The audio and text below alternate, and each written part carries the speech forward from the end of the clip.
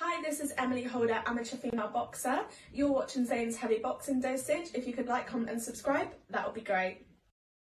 How you doing, guys? Zane's Heavy Boxing Dosage here, back with another video. And in this video I'd like to give you my prediction for March 25th. It's going down in the super middleweight division. It's the return of David Benavidez, undefeated fighter, 26-0, 23 wins coming by way of knockout. Nicknamed the Mexican Monster, you know, a really good fighter with a lot of power, you know, and I'd say this is probably going to be the toughest test of his career so far. He's going in there with an experienced fighter, a pure boxer in the name of Caleb Sweet Hands Plant. His only defeat was to Canelo Alvarez, you know, the super middleweight unified champion, you know.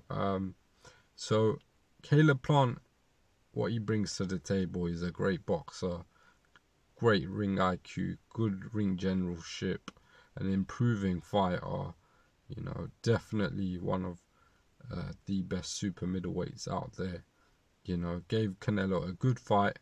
Nevertheless, he got knocked out in the end, you know, in the 11th round.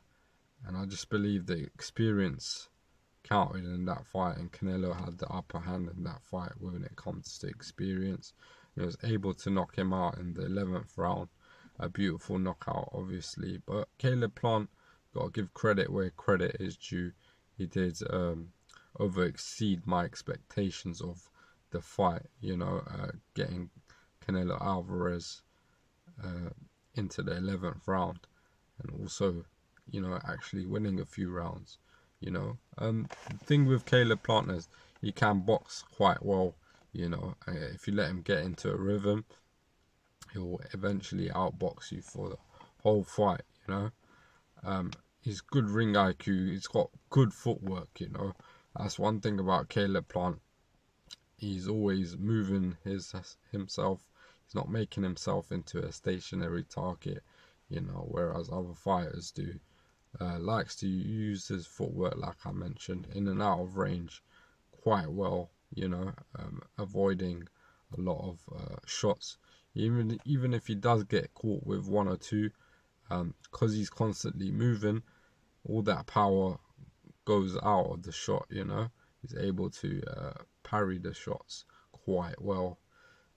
He sort of uses like a Philly shell, I believe, you know, but obviously not as good as Floyd or, you know, other sort of fighters, but he does it quite effectively. So yeah, he's definitely defensively sound, I'd say. A very good technical fighter as well, you know. Some people may question his punching power, though. That's what I've got to say about Caleb Plant. But the thing is, he makes up for that in other ways, you know. Definitely we've seen other fighters and boxers in the past who don't have power, who make up for it in other ways, you know. Generally the ring IQ, you know, that's the difference, you know. But he's an improving fighter, and not to say that his punching power is not improving at all. It did improve, actually. In his last fight against Andre Dirrell, no one saw the knockout coming in the 9th round. You get what I'm saying? So he was able to knock out Anthony Dirrell, I believe. I think it was the 9th round, you know, with a good hook upstairs, you know. That was brilliant, you know, and I was really surprised that he pulled that one out the bag, you know, to be fair. You get what I'm saying? So his punching power, I think a lot of people are underestimating that. He's got a decent punching power. He's got decent punching power, like I mentioned. But yeah, don't let the knockouts fool you. Obviously, he's got less knockouts than David Benavidez. So obviously, that's the telling factor that people will go on when it comes to being on paper, on the records. You get what I'm saying? So that being said, I feel like Caleb Plant has got a decent chance to pull this off, you know. The reason why I say this is because, first of all, David Benavidez has never faced a style like Caleb Plant, or he's never faced the quality of opponent as Caleb Plant. So this could be the toughest test of his career, because obviously David Benavidez is a fighter that relies on his power. You get what I mean? And he's able to obviously beat these guys with the constant pressure that he brings to the table. You get what I'm saying? So with that being said, Caleb Plant's got to box the best fight of his life, you know, because David Benavidez is just gonna keep on coming. But at the same time, will Caleb Plant be able to get out of the way for the whole 12 rounds? That would be the question. You get what I mean? So that's what I'm saying. If he doesn't get Caleb Plant's respect early and he knocks him out, then the longer this fight goes on, I can see it playing into Caleb Plant's hand. Do you get what I'm saying? Because obviously he's got, not to say he's got the power, but he's got the better skill set, you know. I believe he's got better skills than David Benavidez. But I just feel that David Benavidez is far too strong, and his pressure will eventually get to Caleb Plant. Do you get what I'm saying? That's why I feel that it could be a fight that plays out like this. But at the same time, Caleb Plant can pull off the upset, because we've never seen David Benavidez in a fight of this magnitude before. Do you get what I'm saying? So it's quite questionable. Would that experience favour Caleb Plant going in there with the better fighters, maybe? Do you get what I'm saying?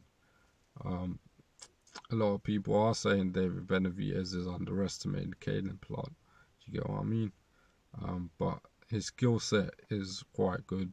So don't be surprised, because Caleb Plant can pull it out of the bag. Do you get what I'm saying?